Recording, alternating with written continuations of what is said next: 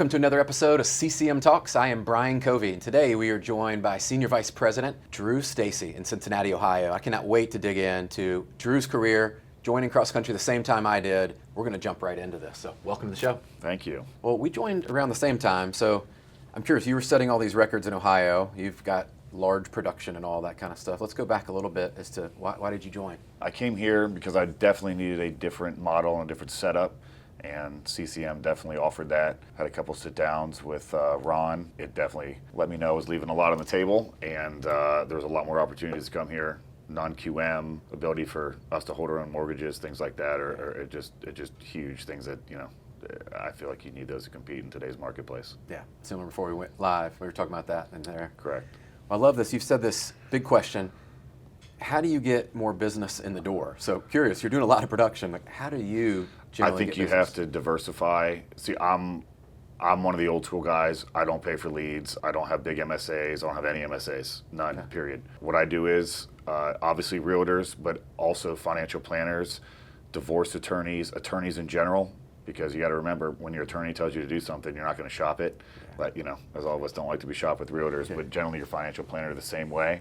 So I do a lot of meetings with financial planners, and I'll come in there. There'll be, a group of them. Maybe there'll be 10, 11. Maybe they'll leave to go to the firms, just like real estate agents do. So I probably have, obviously realtors are the larger piece of the pie, but probably a good 20-30% are financial planners. And when a refi boom comes, financial planners, that doubles that piece of that pie. They're sending you deals all the time. Yeah, and it's coming. What's changed over those years for you around how clients are choosing their lender or how those referrals are sent? I'll be honest with you, nothing. I think what's really changed is I've made it through this tough 3-year period, and a lot of my competition hasn't. So I think just being able to stay alive as the market is now, I would probably say in the last 6 weeks, starting to creep back to maybe better. Yeah. I've noticed a lot more of a pickup than I expected, just because I'm one of the last, big producing survivors. A lot of it's big producer made, but a lot of the, other guys that were getting the, nickel and dime in your deals here and there, they're not there anymore. Yeah, we've seen it. How have you survived? Because I think people look at that and go, how have you grown your production, maintained it when so many have left the industry and have dropped production? Honestly, it is going back to the basics, old school. Every single day, wake up, do it again. If it didn't work, well, it has worked in the past. Consistency, even when it's hard. I mean, right now, I can tell people where I'm ranked in the state and all that kind of stuff. It doesn't matter. People are still going to tell me no. I'm still not going to get a deal here and there. You don't take it personally. Move on. Do it again. It's the no's that most people. So you're one no away from the next one being a yes. Correct. What advice would you give to somebody that's looking at that and they're listening? Okay, Drew, that's great. Like, you're getting all these no's. Like what is it really like out there when you're getting the no's, and how do you keep yourself focused on going back and putting yourself back in the game after you've been rejected or told no? I think if you stay consistent, you'll be fine. Trying to do anything once or twice and it not working out, because if it did, it'd be easy. If going to the gym was easy and you could go one time and you'd have the exact results you want, then every single person would look that way. Obviously, it's a grind over time, and even when you go in and you've been working out for years and years and you have a bad workout, at least in your brain, you think it's a bad workout. Well, you've put enough time in, just like with a diet. If you have one cheeseburger and you're used to staying on a diet, it's not going to affect anything. But you can't expect to have a bad diet and then eat one piece of broccoli, and it's going to, you've got to put in enough consistency that stuff's not going to matter, and that the no's will eventually become yeses, or you have enough yeses that a no doesn't affect you. Mm-hmm. I can tell that working out thing is big. So I want to ask a question on that, because for me that's been a big thing. But for you, is fitness side and staying strong there give you the energy and Well, I can tell you, I noticed two things. Everyone that is good in this industry was either a fitness freak or they drank all the time. I decided that the drinking part was not for me. I couldn't stay as consistent, so I went ahead and got really into fitness, and I think it just maybe it's stress reliever, I don't know. It just became part of my day routine, diet, everything. Do I think it gives me energy to do this? Probably, but I don't know, it's just kind of a part of my day. Let's talk about keeping the energy strong, because I know we both share this value, like our family matters. Yeah. You're running, obviously a lot of production, a lot of hours. How do you keep that I will in? be really honest, because I don't think a lot of people give an honest answer to this. No, I'm not the world's best father, because it takes a ton of time to be a good dad. I don't have that time.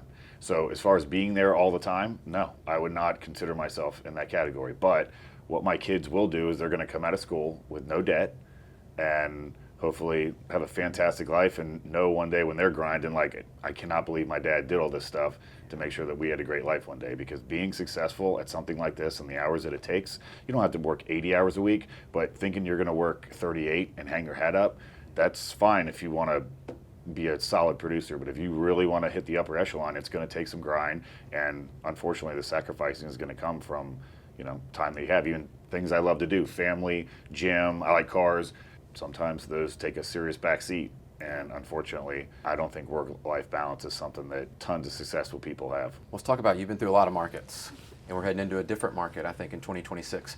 What are you doing differently to prepare for that and to get ready? I have basically upped the speed of everything. So I'm big on doing like 14, 15-day closings.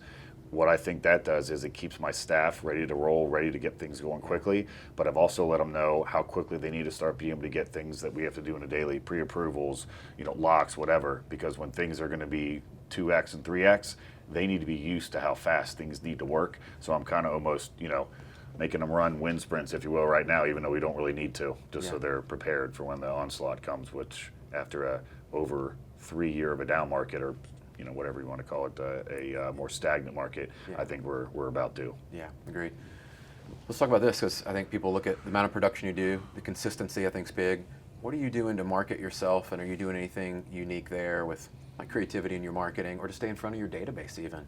Nothing creative, but what I do is, I'm very big on, I'm the guy that picks the phone up when I can. Obviously, it's most of the clients I will talk to and get the deals done. I mean, when I say most, I mean, I can give you a percentage, it's probably 95. So a lot of times they like to know that when they call, I'll pick up. I'm not super talkative on the phone, meaning I'm not going to have a giant conversation, but they know with me, what you're going to get is that result. And I think that actually helps me market better than any other piece out there. And I can show it with my numbers. People know that when you call Drew, he's going to find a way to get done. He's going to tell you, like, no, it doesn't make sense to refi for, an eighth of a rate, or, hey, Drew, what do you think about this deal I got over here? Hey, no, actually, that's a great deal. If you're already 2 weeks in the process, keep that deal. So they appreciate the upfront and honesty that they get from me, and I think that resonates really well, because I get a ton of referrals from past clients. Realtors will refer me to other realtors. Obviously, I try to stay in front of them.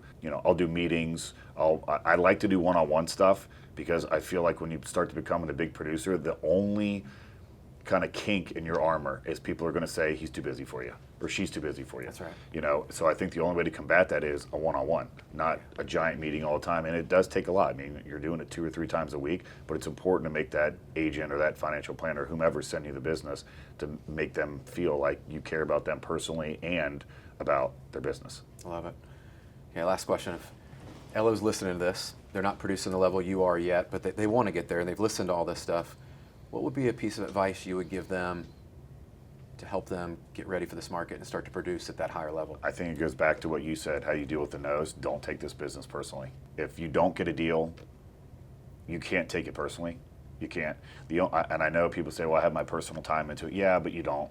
This is business time, not personal time. By not taking things personally, you turn yourself into kind of the mindset of a top producer, because a top producer doesn't take things personally. They're going to move on to the next one. Or you learn how to lose a deal with grace. You know what, Tommy, I really appreciate the time. Man, stinks I didn't get the deal, but I tell you what, I'm going to keep you in my database. What rate did you get? You got 599. Okay, I'm going to put that in there, because when rates get lower, I'm going to at least give you a call, try for the next opportunity. A lot of times they like somebody that's willing to kind of lose with grace, but at the same time, they're like, you know what, that's great. Yeah, if you want to call me in the future, because 9 times out of 10, you're calling them because the other person is not you. They're not a top producer, and you might get that, refi at, 5 1/4 with no fees or whatever you're going to do. Yeah. So I try to lose and win at all once. Yeah, you might lose the one transaction there, but then you can win the Correct. relationship. Correct. I love it. I love it. Well, guys, it's been another amazing episode of CCM Talks. Drew shared not only mindset, but some things in here that I think you'll want to go back and listen to. And if you're interested in learning more about what it'd be like working at CCM with Drew or with someone else in our company across the country, make sure you reach out to us.